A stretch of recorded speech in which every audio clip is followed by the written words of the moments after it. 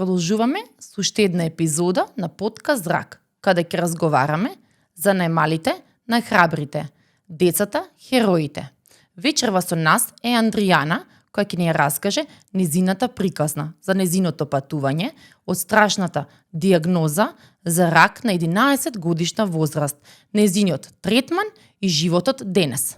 И специјалист доктор Снежана Коруновски од Клиника за педиатрија, оддел хематоонкологија, која ќе ни раскаже малку повеќе за диагнозата, третманот и емоционалната поддршка за децата со карциноми. Добре дојдовте. Ти благодарам за поканата, Марина. Ви благодарам јас за поканата. Андријана, колку години имаше кога првпат ти беше диагностицирана оваа страшна болест ракот? На 12 години ми беше диагностицирана остеосаркома. Тоа е еден вид на канцер на коски или во мојот случај на левото колено. Тоа беше навистина еден шок за целото мое семејство. Се започна со интензивни болки во коленото и потоа отидовме да се снимаме и директно не пратија во државна болница. Таму се направи биопсија за да се открие дали е бенигно или малигно и испадна дека е малигно. Потоа бев префрлена на детската клиника и од таму започна мојот протокол на лекување. Протоколот се состоеше од хемотерапија и од операција. Тој цел третман траеше скоро една година и денес веќе 14, нака 15 години сум во ремисија. Така, супер. Кажи ми, како почнаа симптомите? Само навечер беше болката или беше и преку ден цело време? За болката како првпат осетите дека нешто не е во ред? Се случуваше веќе 3 недели константно, секогаш кога ќе требаше да станам и да исправам ногата. Тоа беше првиот симптом. Потоа ми отече ногата, но некако пробував да се справувам со сето тоа сама, додека болката не стана интензивна и почна да ми попречува во секојдневието. Тогаш бев приморана да кажам на моите родители што се случува со мене. Како ти известија родителите? Дали разбрати тогаш, пошто си била помала? Сега колку години имаш? Сега имам 27. Да. Веднаш од како се дозна дека тоа е малигно, моите родители, мислам дека и во тој момент ја донеса најправилната одлука што ми ја кажаа вистината. Се случи веднаш како се добија резултатите. Јас се уште бев во болница на хирургија и мајка ми, татко ми седна и ми објаснија дека имам болест која што се нарекува рак. Јас во тој момент, бидејќи како што кажавте бев дете и верувам дека таа обично дека не им кажуваат, се обидуваат вистината да не се кажува, ама да. Да, има такви случаеви, но кај нас најверојатно бидејќи такво сме семејство кое што осекогаш разговарало отворено и сме сметале дека вистината треба да биде пред се. И верувам дека им беше многу тешко на моите родители да ме известат дека треба да се справувам со таква болест. Јас во тој момент не ја сватив сериозноста на ситуацијата, бидејќи бев дете и можеби таа детска наивност и ми беше некоја предност, бидејќи јас во моментот кога ми известуваше татко ми дека треба да се лекувам, дека ќе примам хемотерапија, дека нема да ми биде добро, почна да ми ги објаснува последиците.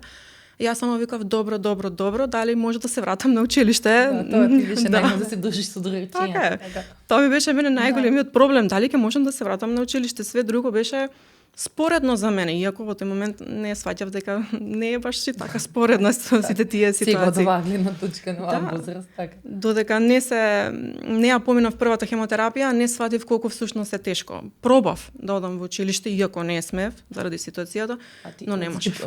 Проба ти одеше на училиште после првата? После првата хемотерапија пробав, тоа одење не беше многу, ден, два, нормално, ама сватив дека не можам. И дека морав да се откажам и дека морав да се комплетно, да мојот живот, како и на моите родители, и моето цело семејство да застане и да се посветиме комплетно на лекувањето.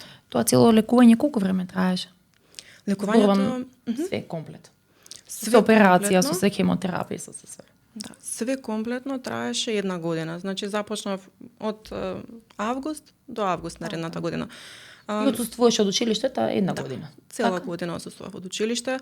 Протоколот ми беше прво 3 месеци хемотерапија, па операција, па уште 6 месеци, но знаете, тука има пропратни компликации кои што го одложуваат. Да, и го одложуваат лекувањето. Така, добро. Снежана, ти работиш на тој оддел со деца со малигни болести. Што ќе ни кажеш за децата? Децата се најневините и најубавите суштества со кои што би посакал да работи човек. Според мене ти имаш најтешката работа. Ние работиме стварно со тешки пациенти, меѓутоа вие имате најтешката работа да работиш со овие деца. И мислам дека ова е најхуманата работа. Се согласувам. Се согласувам, Марина, со тебе. Колку специјалисти имате на вашиот оддел? Моментално на нашиот оддел се 4 специјалисти и уште 2 кои што се при крај на специјализација. Се надевам дека ќе бидеме во иднина повеќе. Како родителите ја поднесуваат оваа цела битка со децата? Вака според ваше искуство. Како се соочувате? Дали повеќе имате проблеми со децата или со родителите? Генерално проблеми нема, бидејќи ние, медицинскиот персонал, се трудиме да им го олесниме престојот на нашиот оддел, бидејќи практично тие семејства, родителите со децата, во тек на лекувањето живеат во болница. Точно, ние сме им секојдневието. Како семејство, јас тоа викам. Како едно семејство, да стануваме дел од нив. Ние сме им секојдневието и лично јас давам се од себе за да им го олеснам престојот, односно да им дадам зрак, надеж, насмевка, позитивна мисла. Иако може би длабоко во себе не сум убедена дека понекогаш ќе има позитивен крај, но позитивната мисла ги одржува во тие тешки денови. Да. Како се соочуваат родителите, кога јас, кога никош ќе можеш да бидеш искрен и да им кажеш дека прогностички во однос на сите медицински базирани докази, студии, све дека преживувањето е толку и толку, да речеме. Како се соочуваат со тоа? Дали им кажувате директно, да речеме, ги спремате, ги... Да. Кога ќе комплетираме диагностиката, секако мора да се соопшти да бидеме искрени, да се соопшти диагнозата на родителите. Викаат дека најтешките битки им се задаваат на најсилните луѓе. Па мислам дека тоа држи и дека е така. Родителите на овие деца се навистина големи борци и прават се од себе, за да во текот на лекувањето децата се чувствуваат безбедно. Да. Соопштувањето на одлуката може би е најтешкиот чин кој што ние како професионалци треба да го направиме. Да, првиот момент е тежок, но кога ќе им објасниме за каква диагноза станува збор, дека денес постојат протоколи, дека успешно се лекуваат малигните болести, тогаш веќе се стабилизира ситуацијата, значи контактираат меѓу себе, точно. Самите семејства, има низа на позитивни примери. Да. Како се справуваше со стравот? Кога например, ќе легнеш навечер, утре дента треба да примаш терапија, знаеш дека ќе ти биде отпосле лошо. Како се соочуваше? Па ќе кажам, таа детска наивност е голема предност. Да. Што се заборава, знаеш, како кога си бил дете и сега се заборава со времето. Да.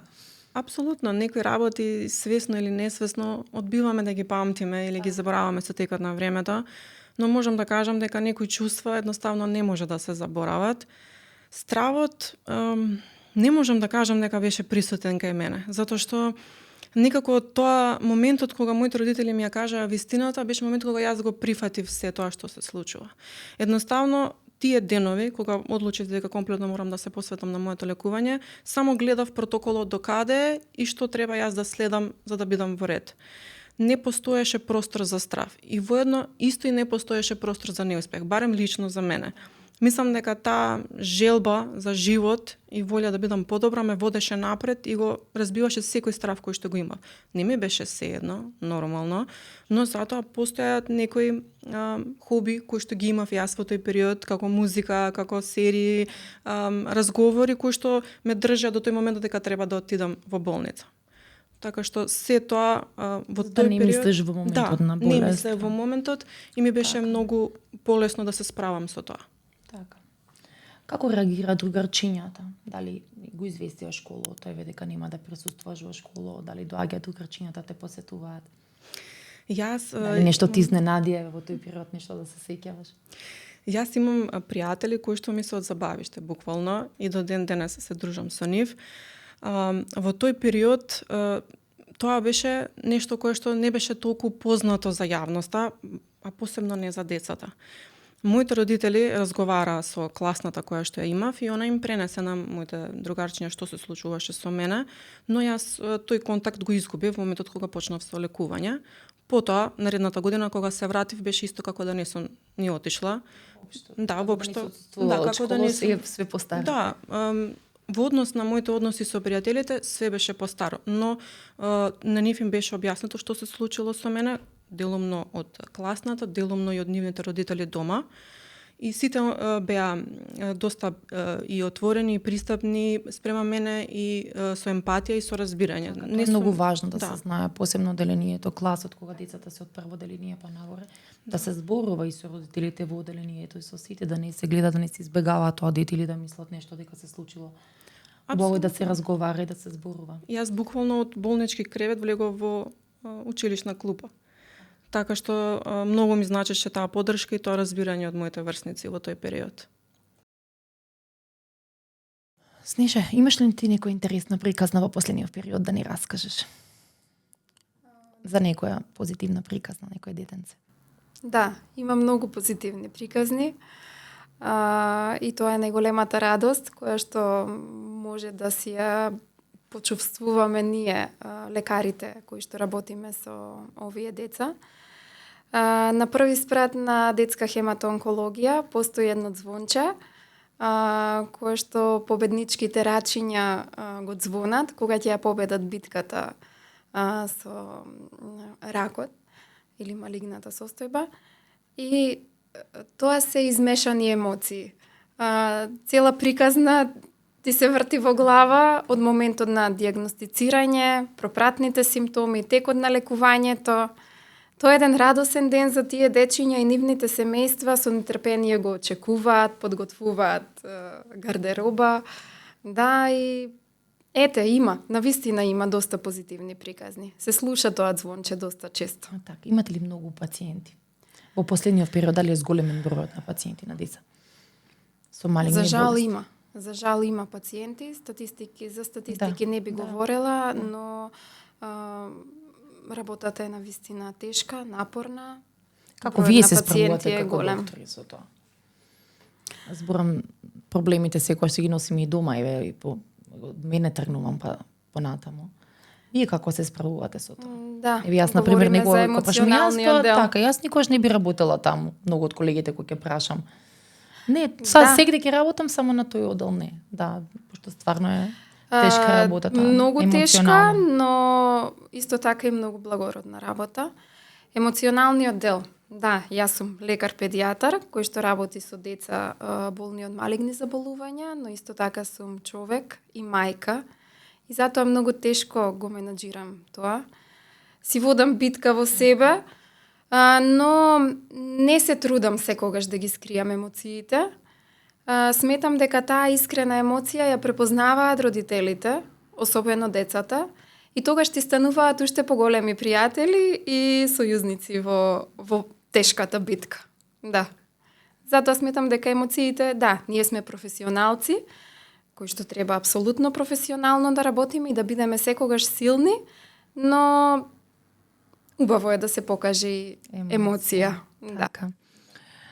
Ке ни раскажеш нешто малку за Сано? Така те најдов.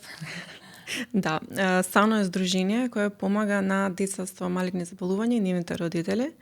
Постоиме веќе 7 години, јас сум од почетокот на формирањето на здруженијето.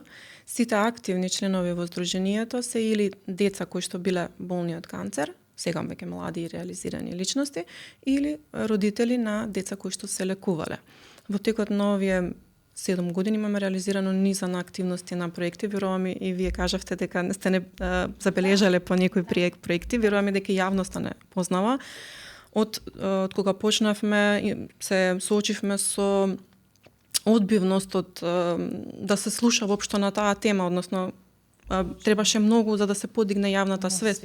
Но затоа што низ никој тие- не сака кој е во врска со дете да се Апсолутно, зборува да, посебно, да тоа е се болна знае тема. сви, тоа болна тема и многу Да. се кријат. Од тој момент стигнавме денес до како можам да помогнам и тоа навистина не се допаѓа. Сето тоа се случи преку низа настани и активности за подигање на јавната свест.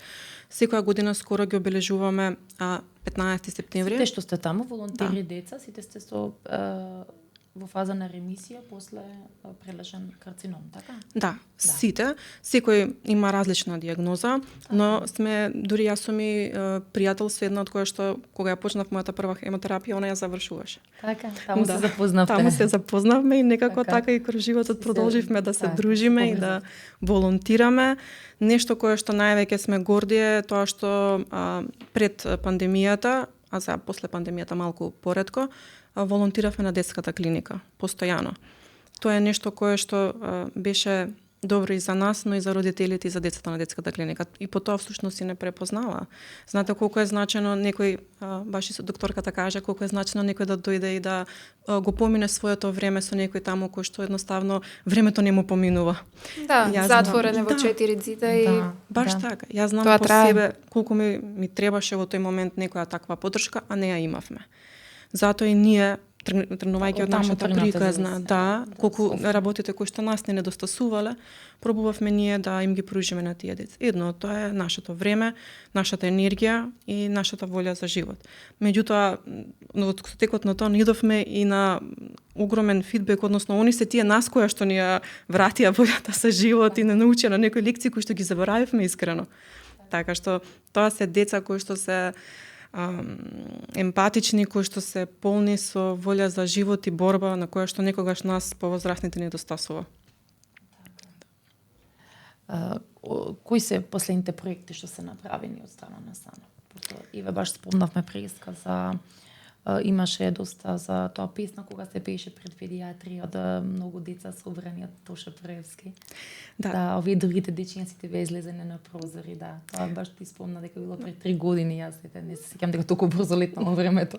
Да, тоа беше еден емотивен настан, дури за мене морам да признавам, како што кажав, тие деца со нетрпение чекаат некој да им да дојде, да им обрне внимание, да помине време со нив и преку тие настани како што пееме за децата, имавме трки исто за, како што кажав, за месецот и за денот кога се обележува канцерот, имавме балони, пуштавме на плоштад, сите тие настани мобилизираа огромен број на луѓе и ја подигна јавната свест за детскиот канцер. Исто така, голем дел од тие доаѓа и волонтира на детската клиника. Имавме одличен проект кај што читавме приказни за добра ноќ. Секој вторник и четврток децата знаеа во 6:30 дека ние доаѓаме, цела детска клиника, не само хематонкологија, знаеа дека доаѓаме да читаме приказни за добра ноќ. Тој проект би сакале повторно да го оживееме и верувам дека голем дел од јавноста ќе се пријави да дојде да чита приказни за добра ноќ. Да. А како некои поголеми проекти за кои што сме особено горди, успеавме заедно со општина Ѓорче Петров да отвориме центар за рехабилитација за овие деца. Тој центар ќе биде во Кучково, едно старо училиште. Покрај рехабилитација ќе има и едукативни програми, како што споменавме дека се губи дел од образованието, односно материјалот од школската година. Така, да. И самиот објект всушност е и старо училиште, па и тој центар ќе има едукативни програми кои што ќе ги припремаат овие деца да се вратат во болница, што всушност и самиот објект нема да изгуби суштината за која што постои. Исто така успеавме и да најдеме средства да го реконструираме хематонколошкото одделение, кое што јас пред пандемијата, кој што кажав, кога волонтирав, тоа за мене беа истите болнички соби, истите ходници, све беше исто. Сега е реновирано. Звончето кое што го спомнавте, исто ние го поставивме, навистина сме горди и тоа е на емотивна гледка секој пат кога ќе задзвони тоа звонче. И нешто за кое што сме исто горди се тие знаете колку е значена таа врсничка поддршка. Иако е значено да се помага и до моментот на лекување, многу е значено и да се продолжи поддршката и откако ќе заврши третманот, бидејќи нели ракот не застанува тука, односно битката. За некои всушност, барем лично за мене, таа внатрешна борба започна како заврши третманот. И многу ми значеа тие кампови, тие конференции со врсници кои што истото го поминале. И ние се споделуваат, се споделуваат искуства, се надминуваат некои стравови, се валидираат некои чувства кои што претходно не биле валидирани од некој друг. Што истото го преживеале тоа. Да, друго, баш вака, така. Некој ќе те Сваќаш советува дека- како доктора, друго е Така. некој со тебе што истото го поминал. Да, сваќаш дека не си сам. Исто како што ние им докажуваме на тие деца дека не се сами, исто и ние меѓусебно преку конференции на кои што ние 2 пати бевме домакини, на цел Балкан има една регионална конференција која што веќе 10-11 години се случува за деца, односно млади излекувани од канцер. Да, учествуваме. Воедно и бевме домакини 2 години поред. Тоа се околу 50 млади излекувани од канцер кои што се собираат и се надградуваат, споделуваат искуства, ги обновуваат пријателствата. И ние сме многу горди што има интерес и од сега децава кои што се излекувани сакаат да дојдат да присуствуваат на тие кампови, бидејќи ги гледат бенефитите од тие. Така, супер. Снеже, како изгледа терапевскиот план на едно дете? Терапевскиот план. Најпрво мора да се постави диагноза, Да. за да се започне со терапевски план. Се во зависност од тоа за каков вид на канцер говориме. Доколку се работи за канцер на крвта, односно акутна леукемија, тоа е протокол кој што најчесто е хемотераписки. Се состои од неколку компоненти. Фаза на индукција, консолидација, реиндукција, потоа следи она фаза на одржување. Доколку се работи за солиден тумор, најчесто тоа е комбинирана терапија, која што содржи хемотерапија, односно цитостатска терапија, оперативен третман, а понекогаш и радиотерапија. Така, кој е најмалата возраст, кој е најмалото дете? До сега што ги имаше вакво твоето Да, искуство? сме имале доенче на 2 до 3 месечна возраст. Така. Навистина предизвик, неповолна диагноза на самиот почеток, но со голема верба и нели наша заложба, мислам дека ќе имаме позитивен и успешна. Значи, се уште се лекува, така? Да. Добро. Андријана, како ти сметаш дека би се подобрила еве свето ова, би се подобрила јавната свест, би направиле нешто повеќе еве за децата?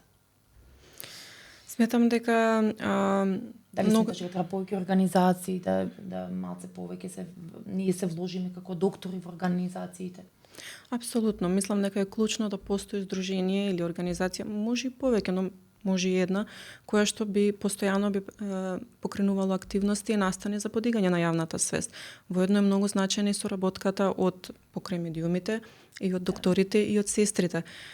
Како што напоменавте, тој одел е едно семејство. Јас го памтам како семејство. Всушност јас не знам да бев овде ако не беше тоа така, ако не беа тие сестри кои што нас не поврзуваат. Затоа е многу значајна таа соработка, бидејќи сестрите и докторите се тие кои што знаат кој се лекувал и ги пренасочуваат кај нас. Исто така, многу е значено и да се јавноста да се вклучи во сите тие настани активности кои што ги правиме ние. Таа масовност е многу значена за да им се покаже на овие деца дека не се сами, дека за жал болеста иако е нешто тешко е нормално, дека не треба тоа да се срамат, дека не се нити они виновни, нити ние виновни, никој не е виновен за тоа што не им се случило, туку едноставно тоа е така, тоа мора да се помине. Дека ќе се изборите со тоа. Дека ќе се изборат со тоа и дека постои живот понатаму, дека ние сме пример за тоа. Дека имат комплетна поддршка од јавноста. Така. Ти храбро се соочи со болеста и гледам дека сакаш да направиш нешто повеќе и се надевам дека ќе се исполни тоа, еве може ние да допринесеме, може клиниката ќе допринесе и ние исто сме под онкологија. Заеднички. Да. Да. Имаме здружение Хема Онко, мислам дека може Милица е кај нас на представник, се надевам дека може да соработуваме, да се поврзаме и сето. Да, баш би сакала. Да. Снеже, кажи ми за како изгледа да речеме, еден диагностички план кај вас? Така. Диагностички план. Од каде се започнува со Да. преглед, нели, амбуланта, па? Како и за секоја диагноза, значи потребна е анамнеза, физикален преглед, лабораториски наоди. Кај овие дечиња, најчесто малигната болест има еден краток период, почнува со еден акутен тек.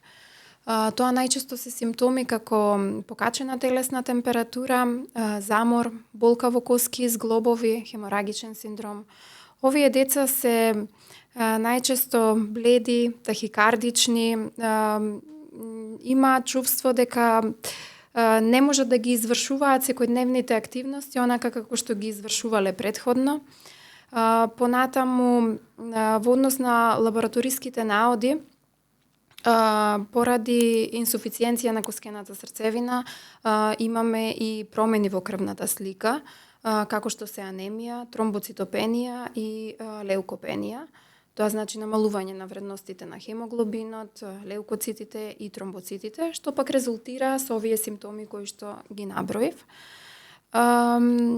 Диагностичките тестови започнуваат секако крвна слика со размазка, во која најчесто имаме Дали брзо присуство. оди свето у диагностиката?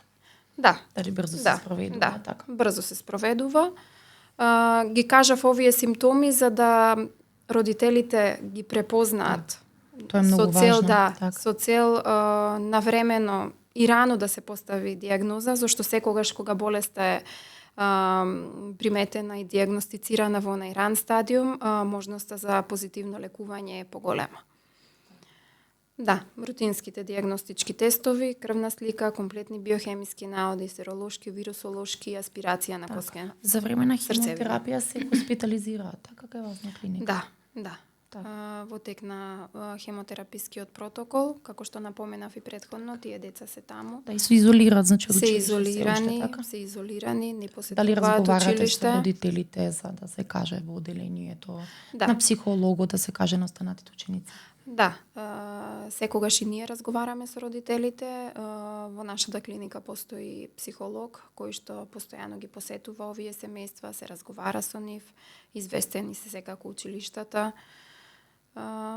Меѓутоа, во тек на лекувањето невозможно е детето да посетува училиште. Така. Таму седи со едниот родител, така? Најчесто да. Да. Со едниот родител. Да. Како беше чувството да си изолиран од другите? Па со оглед на тоа дека јас бев доста активна и со пријатели се дружев пред тоа беше еден шок за мене и нагла промена, нормално. Не можев, како што кажав на почетокот, не можев да се помирам со фактот дека нема да можам да одам на училиште, дека некои работи кои што сум ги правила претходно нема да можам да ги правам. Како што кажав, пробав да преговарам со моите родители. Кога највеќе сакаш да се дружиш. Да. Пробав да преговарам со моите родители, но тоа не идеше едноставно. Пробав исто и да ги одржам тие пријателства и тоа, но не можев. И таа изолираност некако, мада морам да признам дека јас сум личност која што го цени своето време, така што не ми беше ни толку проблем, но исто така и ми беше и нагла промена, да не можам некои работи да ги правам што сум ги правила претходно. Дали се бунтуваше дома Да. на родителите, да се лутиш, да... Не, јас сум доста мирна личност, но морам да признам дека таа изолираност не е толку изразена, бидејќи се создаваат нови пријателства на оделот. Јас, како што кажав, имам пријатели до ден денес од тогаш и таму не постои пол, религија, Поделба, нема да. никаква поделба, знаете вие. Сега не знам точно како е, но тогаш се дружат меѓу нив таму. Да. Тогаш оделот немаше капацитет да бидеме сами во собе. И секогаш имав некој кој што е со мене. Да. И па ќе кажам, не беше важно дали е машко, женско, на која возраст и некако меѓусебно си наоѓавме како да се занимаваме и што да правиме, со секој различно, нормално, но морам да признам дека имам и убави моменти, интересни моменти од тој И период. убави Да. спомени, да. Да, убави спомени. Така. Че не се сеќаше така изолирано од другите и дека те не може да се дружиш со другарките, ти се јавували, ти давали телефон тогаш. Да, знаев често да Дали се слушнам зборуваше со со некој од нив, нив, да, и јас мислам дека они не ја сваќа сериозноста на ситуацијата, но откако се вратив, па ќе кажам, току почнав да разговараме понатаму што се случувало, сватив дека некој од нив ја сваќале сериозноста и биле загрижени за мене, и тоа ми е навистина важно, но една страна и навистина ме представува тажно сум зашто они така се чувствувале, немало потреба, мислам, јас не помислив ни во еден момент дека нема да успеам. Така што многу ми значи тој систем на поддршка кој што го имав и тогаш и кој што го имам и ден денес. Исто така и сите оние кои што лежеа со мене во болница, кои што до ден денес се здрави како мене и се реализирани и заедно помагаме и се дружиме и создаваме нови спомени.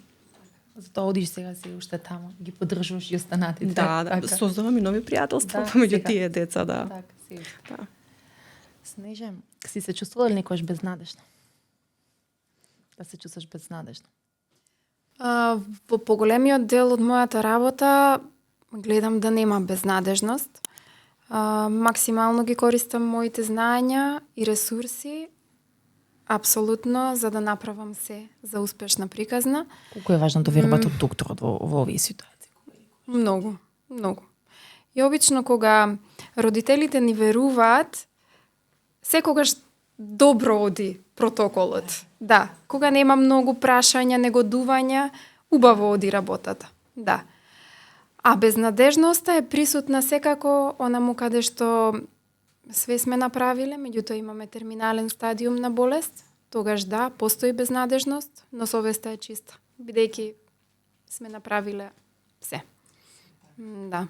Кажи ми, кој е некој несакан ефект што ете некој пат си те потресол највеќе?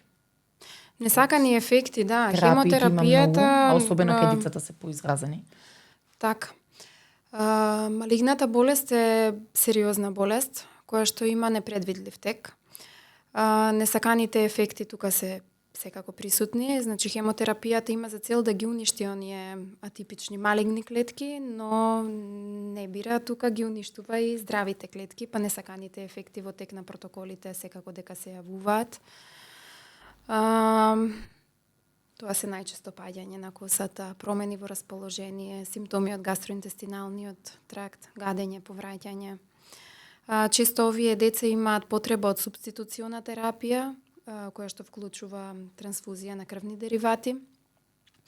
Поради тоа што се имунокомпромитирани, често имаат потреба од профилактичка антибиотска, антимикробна терапија.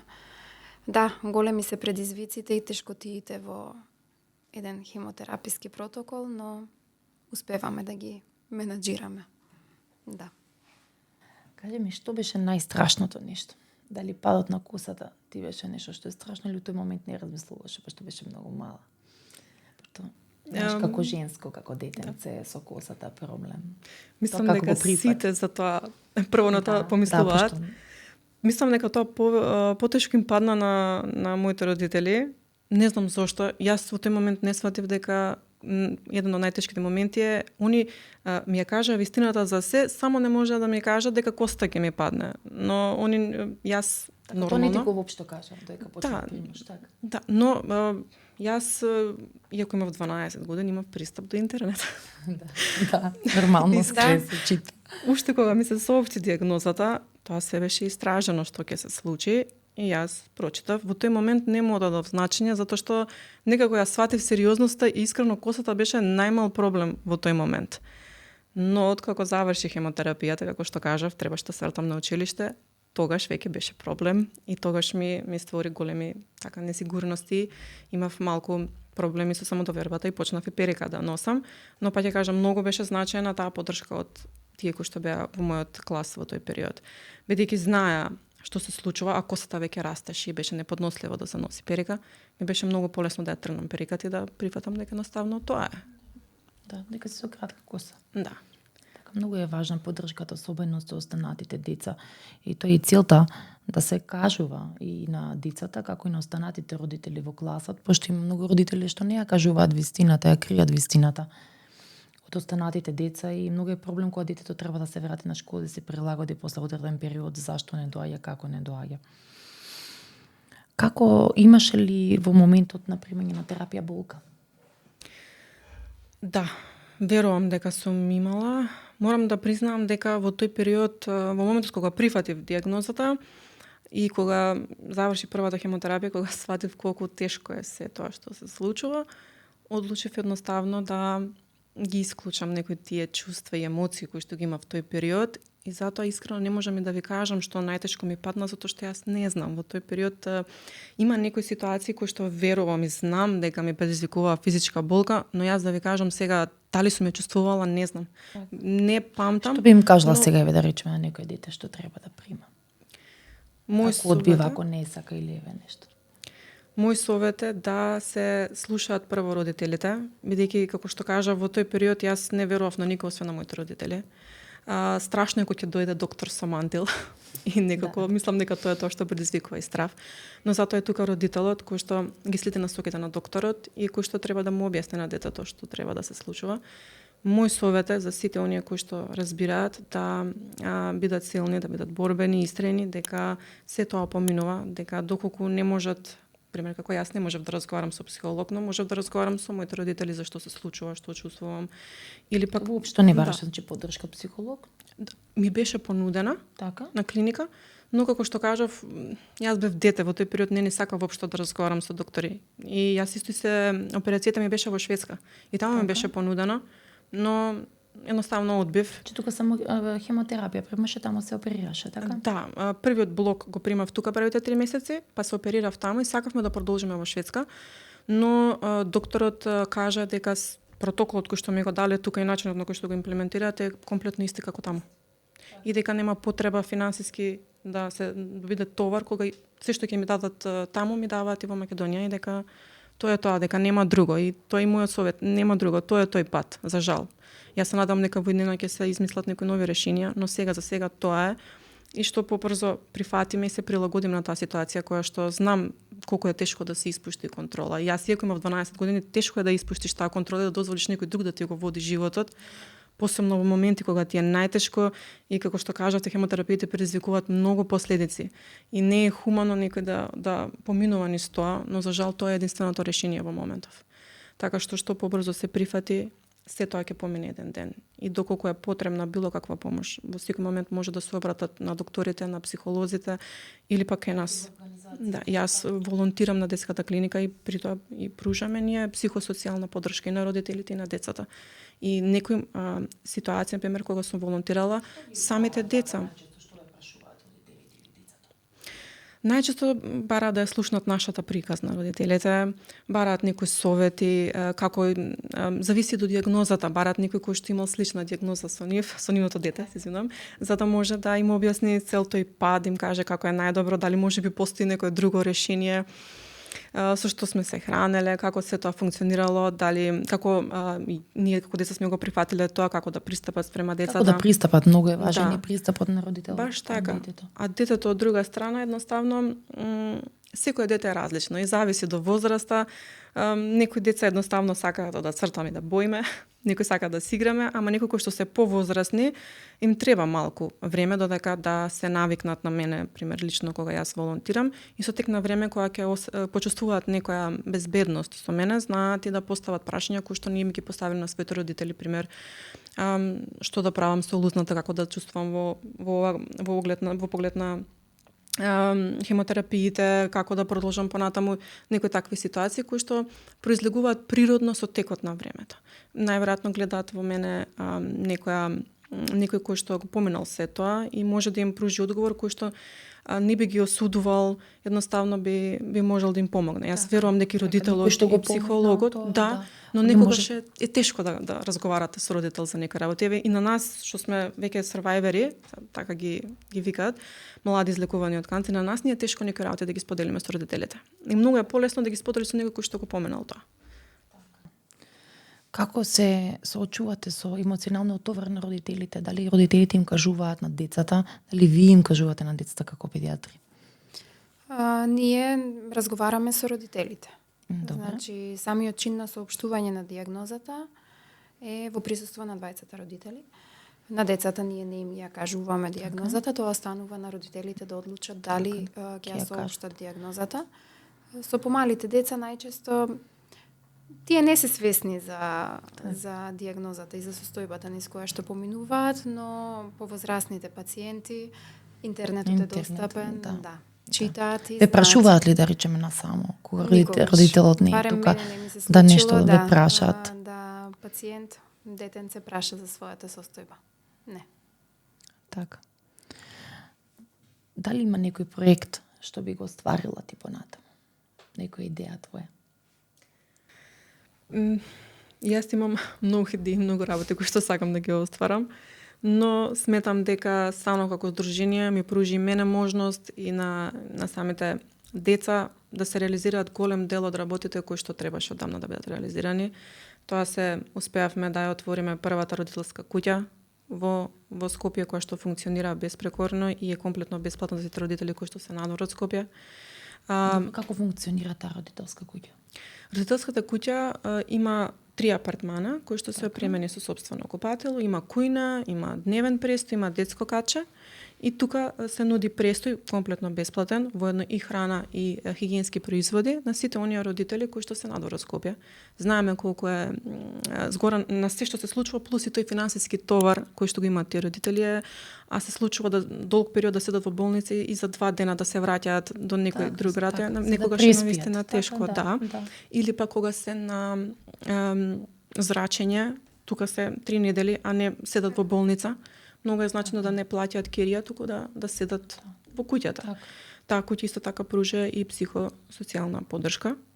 Така што од секој можен аспект ние како здружение, јас како личност која што сум дала допринос во тоа, се реализирани сите работи, вклучувајќи го овој центар сега кој што ќе се отвори, тоа ми беше една од најголемите желби, бидејќи знам колку е значена таа рехабилитација за тие деца. Таа и тие едукативни програми кои што ќе им помогнат во образованието, кои што мене ми требало во тој период, но не сум го имала, навистина ми беше тешко после тоа да постигнам со материјалот кој што требаше од претходната година, па и наредната година да го совладам. Така што од мој личен аспект, јас сметам дека до сега све што требало сме направиле, само би сакала уште повеќе да се подигне јавната свест и да се сензибилизира јавноста за ракот како болест и да им се даде на овие деца поддршката која што им е потребна. Тоа. Така. Кои проекти се работат на детска клиника за овие пациенти? Дали имаме нешто активно или се уште не? Активно. Не би можела да кажам. Значи, ние како медицински работници сме концентрирани на нашата работа, односно на водењето и лекувањето на овие пациенти. Во однос на проектите, не би можела да така, само се одат преку одговор. така. Да. Одат само преку организациите. Така. Добро. Како поддршка од колегите дали имате? Меѓусебна поддршка? Да, ние колеги кои што работиме на одделот, да, секојдневно си разговараме за протоколите, за децата, за нашите емоции, секако, така. Да. Меѓуколегијалната си поддршка си помагаме, да, многу е важно, особено. Но мислам дека треба и ние здравствените работници да имаме професионална психолошка поддршка. Значи, да, психолог за болните деца од ваква болест, меѓутоа и нас, како здравствени работници, сметам дека ни е потребна психолошка професионална поддршка. Да. Да. Може секако. Како можеме да им помогнеме на децата, да речеме, со некоја според вас некоја интересна идеја, проектеве за нова година? Еве, ти се ближи нова година.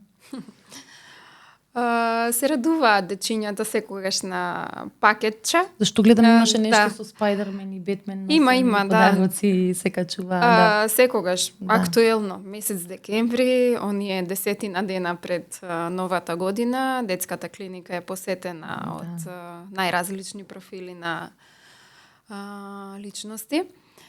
Децата добиваат пакетчиња, сликовници, книги, исто така доаѓаат и ликовите, како што го спомна Марина, суперхероите, да.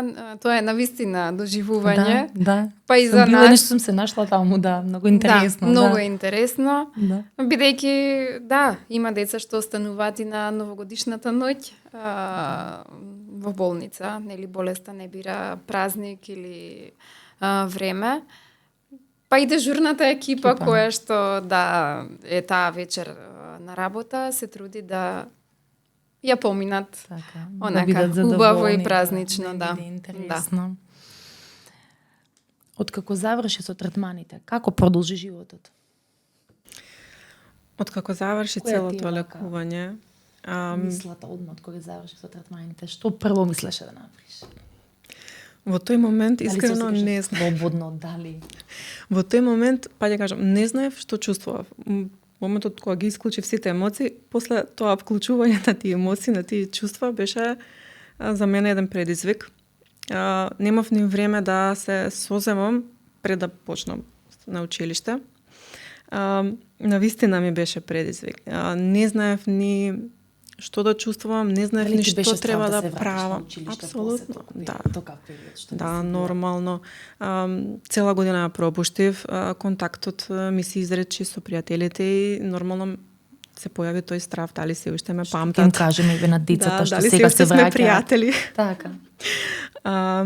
Јас би им дала совет, прво, на родителите да разговараат со класот, да се објасни ситуацијата на детето, за да не постојат некои дискриминаторни тенденции спрема тоа дете. А на тоа дете јас, кое што треба да се врати сега, би препорачала дека сите чувства кои што ги има се валидни, се реални, дека времето ќе покаже све ќе се дојде како што треба да дојде. Ќе биде ќе се врати во нормала. Доброто кај нас е што да, ние, лошото е што го губиме тоа нормално, но доброто е што добиваме можност да се изградиме повторно како личности, да си го пронајдеме своето ново нормално. Малку ќе биде тешко, но се ќе помине и све ќе си дојде како што треба. Тоа е мојот совет. Се смени кај тебе после тоа. Тоа ќе го ценеше животот после тоа. Некако реши да правиш некои други работи што претходно не си претпоставувала дека можеш да ги направиш. Некако созреав. Мислам дека не е карактеристично за некој кој што има 12 години да созрее нагло, но тоа си идеше сам. Мислам дека во тој момент не сватив дека јас сум созреала. И некои работи кои што сега ми недостасуваат, дека можеби сум изгубила дел од детството. Искрено 12, добро 13 кога се вратив, пак е дете и некои работи ги имав дел од детството така изгубено, но многу ми е понатаму во животот сите тие карактеристики кои што ги добив и таа зрелост многу ми помогна да се справам со некои други ситуации кои што ми се случуваа.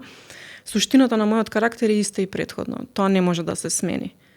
Но тоа што сум похрабра и посилна и иако нормално чувствувам страв за некои ситуации, никогаш не се откажувам. Тоа е нешто кое што го научив и дека, како што кажав, за мене не постоеше неуспех. Јас ни во еден момент не помислив дека нема да успеам.